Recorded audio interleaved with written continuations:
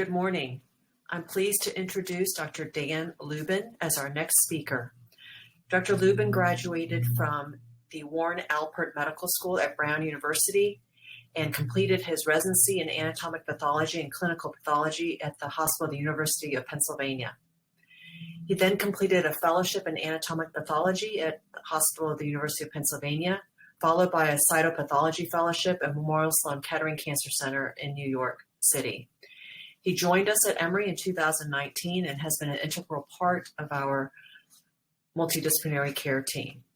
Today, he will be speaking to us on FNA of the thyroid nodules, the good, the bad, and the ugly. My name is Daniel Lubin. I'm assistant professor of pathology here at Emory University. I sign out head and neck pathology and endocrine pathology as well as cytopathology. It's an honor to be here today at this symposium with so many great speakers, and I want to thank Dr. Amy Chen for giving me the chance to speak to you all today. So the title of my talk here is FNA of thyroid nodules, the good, the bad, and the ugly. I have nothing to disclose. And so for this talk, I'm basically going to talk about how we can use FNA and molecular studies in conjunction to arrive at our diagnoses. I'm going to talk about which FNA results don't generally require molecular studies. I'll also be talking about how we can use FNA and molecular results to sort of risk stratify nodules, even if we're not arriving at a specific diagnosis.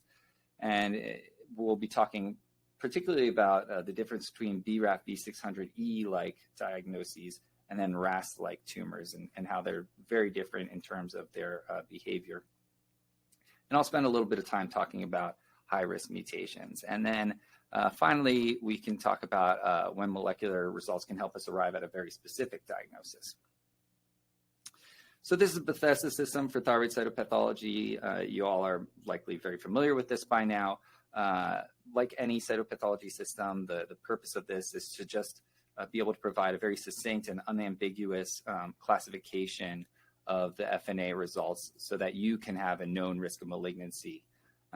And one thing I do want to highlight is that there are two different categories that have a very reliable diagnostic risk of malignancy. So the benign category has a very low risk of malignancy, 0 to 3%, and usually the malignancies we see there tend to be indolent processes. And then on the corollary, if it's called malignant by FNA, it's very, very likely to truly be malignant on resection, 97 to 99%.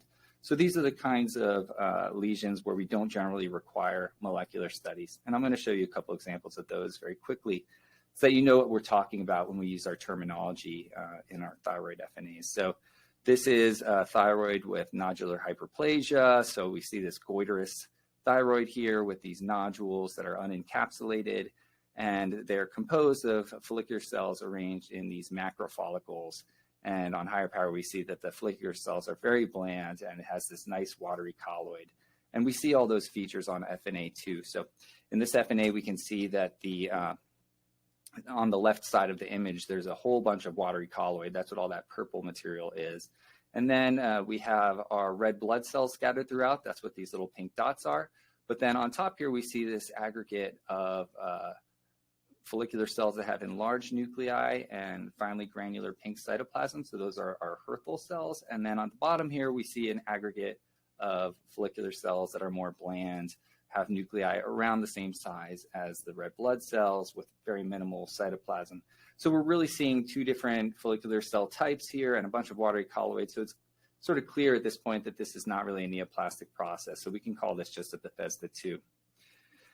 And then this is what a papillary thyroid carcinoma would look like on surgical pathology. So of course we have these papillae and they're lined by tumor cells that are very irregular. So they have enlarged nuclei with open chromatin, meaning it's very clear. And the nuclear membranes are very irregular, and we have some pseudo-inclusions scattered throughout here as well.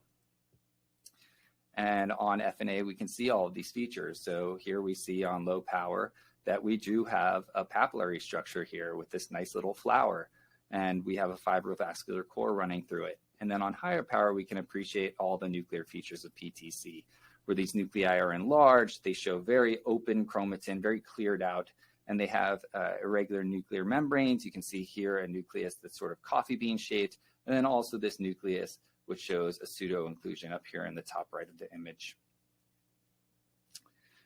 But let's discuss a more challenging kind of lesion. So this is our first case here. This is a 55-year-old woman with a right lobe nodule, and we can see that this nodule is relatively well circumscribed and it's somewhat isoechoic. So if we stick a needle in it, we will find this. So on low power, you can appreciate there aren't really papillary structures here, but rather we see these microfollicles where these cells are arranged in these somewhat tiny follicular arrangements.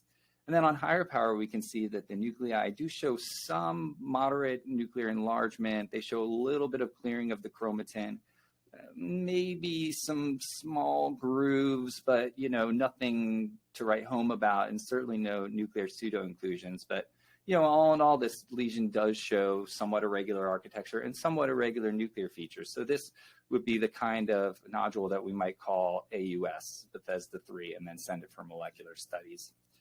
So these are the current commercially available molecular testing platforms for thyroid. And I don't really have the time to get into all the nitty-gritty in terms of the testing methodologies here, but the one thing I did want to highlight is that all of these tests have a pretty high negative predictive value. In other words, if it does have a negative result, you can generally trust that that tumor is going to end up being benign. So all of these tests really function as rule-out tests, but the positive predictive value of these different things sort of varies. And there are really only two tests, the ThyroSeq test and the Thyromer test, which are currently considered to be rule-in tests, where a positive result is pretty much predictive of a malignant process, or more predictive of a malignant process or NIFTP. But really, we have a ways to go in terms of predicting malignancy for our nodules based on molecular results. Okay, so this is a conversation most of us have had at some point on one end of this conversation or the other, and it's very frustrating. So we have our clinician here saying, so this is a follicular variant of PTC, not a conventional PTC, right? And then we have our crazy pathologist guy here who says, yes, but it's an infiltrated follicular variant of PTC with rare true papillae, not an encapsulated follicular variant of PTC. And I imagine that when we're having this kind of conversation with you as clinicians, you look like this guy and you're just saying, well, what the frick is this guy talking about? And really, this is one of my issues with thyroid, is that I think it's very complicated nomenclature, which is a result of many years of trying to understand how these different tumors are going to behave and what the molecular of these tumors are. And so we've taken this very convoluted course. And as a result of that, we still have some vestigial remnants of this, our sort of confused course that we've taken in understanding these neoplasms. And so what I'm going to do is I'm going to show you 6 different tumors, and I'm going to show you how they're currently classified, and then I'm going to show you how they've been classified over time. And I hope that by the end of that, you'll be able to understand how we got this confusing terminology, but also how these different things will behave. So here we go. This is a conventional PTC. I think we all are familiar with this tumor. It's the infiltrative, very highly infiltrative, and we can see that it is composed of papillae. We can appreciate this even on low power, but then on high power, we can see that the nuclei are extremely irregular, enlarged, open chromatin, and we can see grooves, occasional pseudo-inclusions. So this is your classic bread and butter PTC. Then we have a tumor like this. Now, this tumor is widely infiltrated, very similar to the conventional or classical PTC. And we also see that this tumor has very irregular nuclei like the conventional PTC, including occasional nuclear pseudo-inclusions.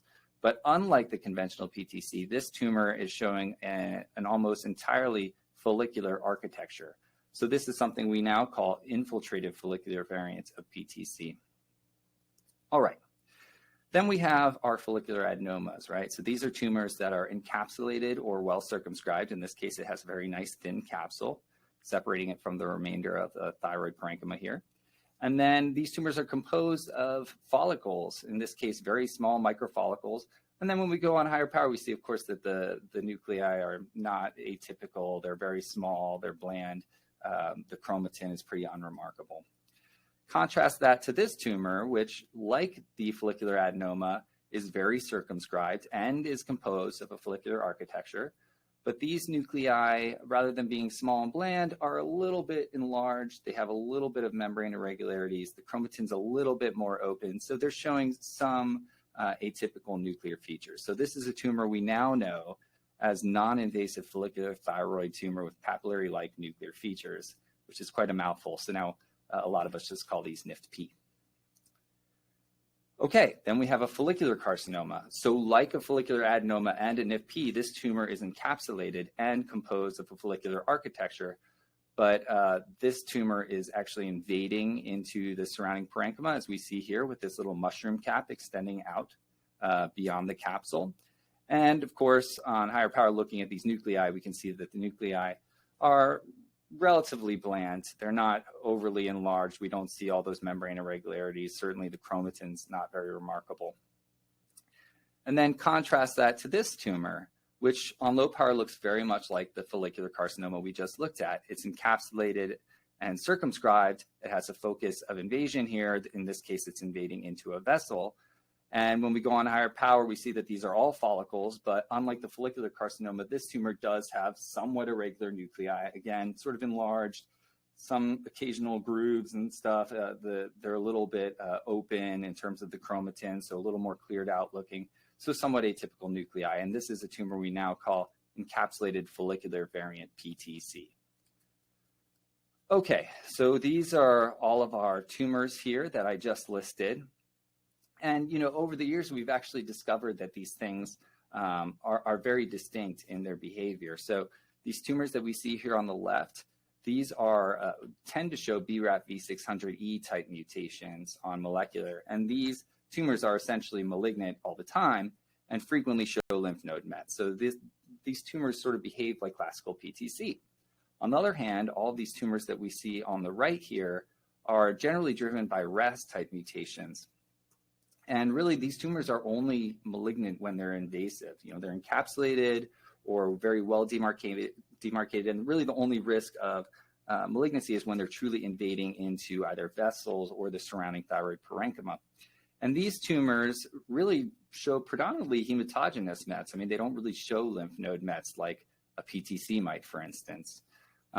So, you know, we have all this very confusing terminology, and how did we get here where we're listing all of these different tumors here that seem to have somewhat similar behavior by different names? Well, in the 1950s, really, we started originally classifying these tumors by architecture. So here, if we look at the way things might have been classified in the 50s, we see this tumor on the left, which was widely infiltrative and had papillae, of course, was called papillary thyroid carcinoma, and that's a papillary thyroid carcinoma we've come to love. But then the other tumors, which were purely follicular architecture, are broken down into either follicular adenomas if they're not invasive, or follicular carcinomas if they are. And I think that this designation scheme is actually somewhat accurate. Really, the only thing that they really truly messed up here was classifying these infiltrative follicular variants of PTC as follicular carcinoma. Because as we know, remember, these are going to be BRAF V600E mutated. They're going to metastasize to lymph nodes. These really don't behave like a follicular carcinoma as we know them now. So that was really the original sin that we performed here as pathologists in our original nomenclature. Now, fast forward to the 1970s, and we discovered that some of these tumors that had a follicular architecture and these PTC-like nuclei actually behaved like PTC. And of course, that was because we were calling these infiltrative follicular variant PTCs follicular carcinoma. And so, these tumors were metastasizing to lymph nodes and stuff. And so we knew we had to address this somehow and revise our nomenclature. The problem is that the solution that we came up with as a community was that all tumors that had atypical nuclei were going to be diagnosed as PTC. So this is how things came to be in the 70s. So now we have the infiltrative follicular variant of PTC that we know today, we're calling follicular variant of PTC. But the problem is we're also labeling all these other tumors, which are circumscribed and RAS-mediated and not metastasizing to lymph nodes. We started calling those follicular variants of PTC as well. So the NIFTP and encapsulated follicular variant PTCs, as we know them today, we were calling follicular variant PTC. And of course, these behave very differently. Okay, so let's fast forward to the 2000s. So in the 2000s, we started doing all these molecular studies on these tumors, and we really started appreciating that they really broke down into two different groups. And this was basically captured very nicely in the 2013 study here by the Cancer Genome Atlas Project. And you can see that here, these were all tumors that were originally classified as quote unquote PTC. And when you really look at the expression of the genes in these tumors, you can basically break them down into two different groups.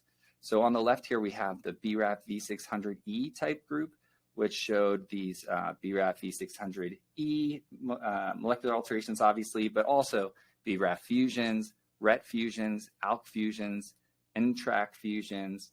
And really, these were tumors that we were calling conventional PTC or tall cell variant PTC.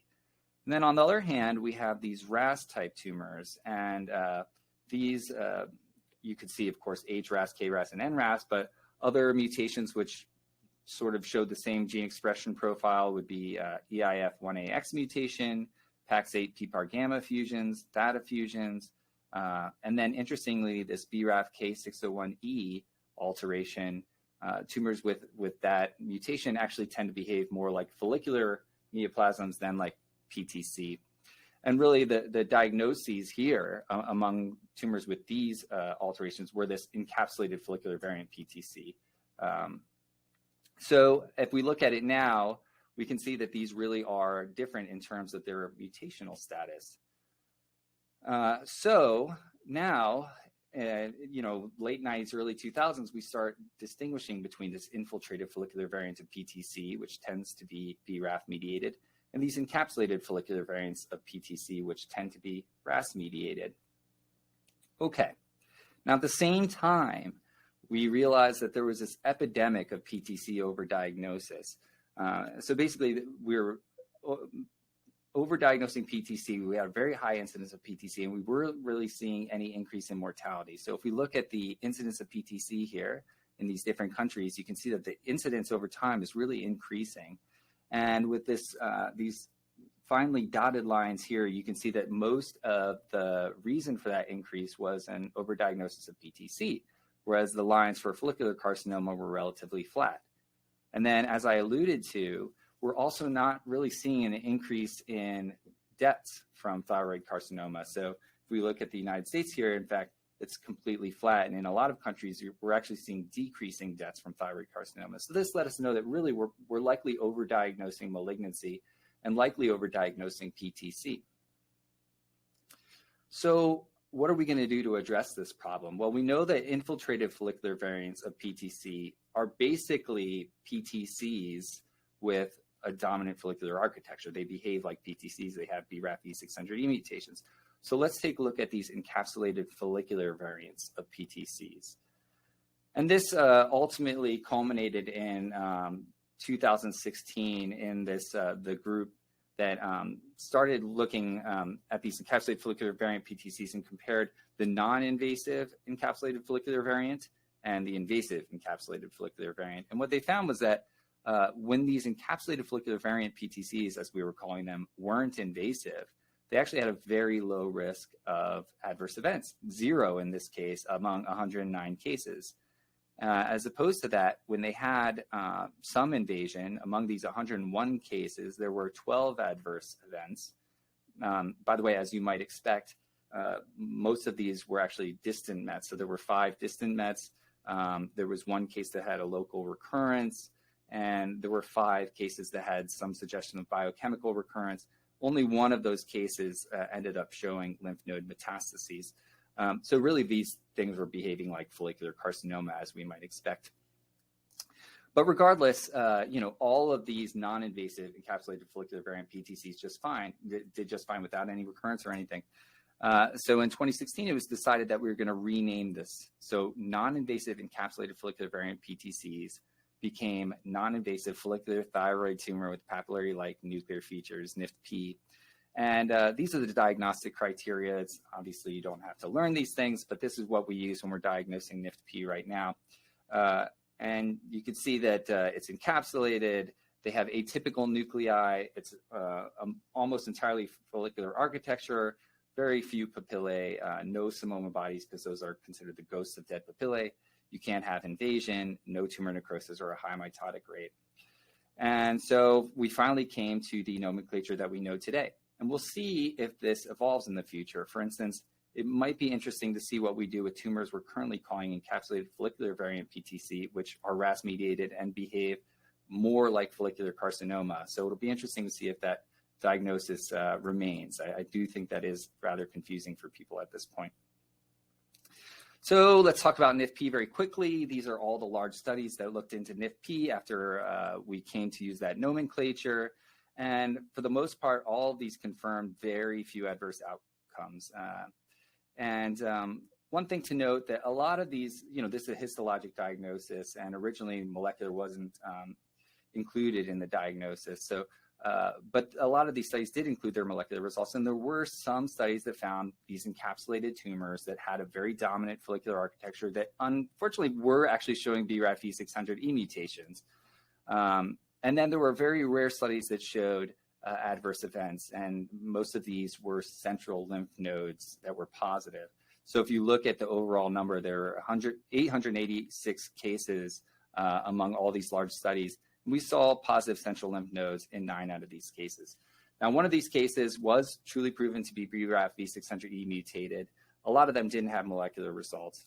But we also know that, there are lymph node inclusions of thyroid tissue in the central nodes. And it's also entirely possible that some of these tumors, there was an associated micro PTC that wasn't identified or something in that case. So there still is some debate whether NIFTPs, as true RAS-mediated NIFTPs, can metastasize, and that's a fiercely debated issue in my world. But in light of that, in light of these BRAF alterations and the low risk of metastasis that we're seeing in some studies, the criteria were revised in 2018, and now we say that there should be no well-formed papillae.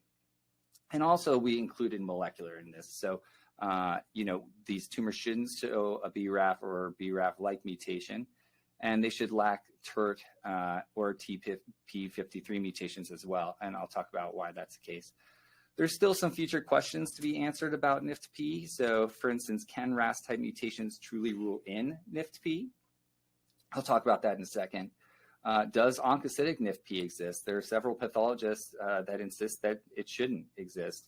And yet there was a large study from the group at Memorial Sloan Kettering that found that oncocytic lesions with the nuclear features of PTC, when they're purely follicular and encapsulated, don't behave poorly. So that's something to explore in the future. And then finally, what about these tumors that do have an increased mitotic rate or necrosis? How are they going to behave when they're encapsulated, they're non-invasive? Unfortunately, these are quite rare, but we do encounter them, and it's always a challenging situation to determine the prognosis for those lesions. Okay, so does a RAS mutation rule in NIFTP?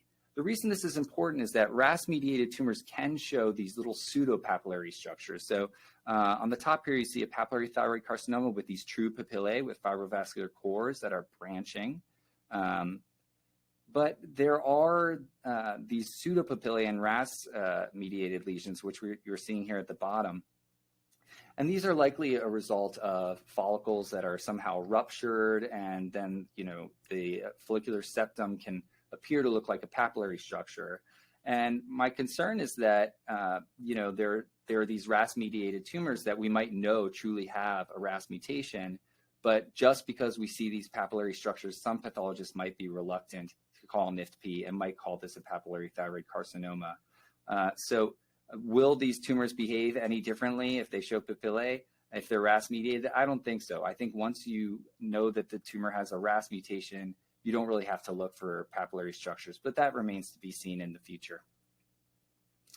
And then what about the TP53 and TERT mutations? Well, these are really associated with aggressive disease. P53 in particular, it tends to be associated with poorly differentiated carcinoma and particularly anaplastic thyroid carcinoma. TERT promoter mutations, they are rarely seen in differentiated carcinomas, but extremely common in poorly differentiated and anaplastic thyroid carcinoma, particularly when they're seen in conjunction with other driver mutations. So like the RAS-mediated tumors developing a TERT mutation, or BRAF V600E mediated papillary carcinomas developing a TERT mutation and then progressing to a poorly differentiated or anaplastic carcinoma. So that's why we use these. We can't really diagnose something NIFTP if it shows these alterations. Just to show you what these look like on cytology for fun, this tumor on the left is a poorly differentiated thyroid carcinoma, and you can see that the nuclei aren't terribly atypical, but we do have a mitotic figure, and anytime we see mitotic figures on cytology, we need to be nervous. And this tumor on the right, of course, is very different. I mean, markedly malignant cells, very pleomorphic with some necrosis in the background and wild mitoses. So this is an anaplastic thyroid carcinoma. So let's go back to our case. We called it AUS, Bethesda 3. We were sending ThyroSeq, and the results were NRAS mutation. And when this tumor came out, sure enough, this was a circumscribed tumor, which on high power showed the nuclear features of PTC. But of course, this is RAS mutated. It's not a PTC. So this is a NIFTP.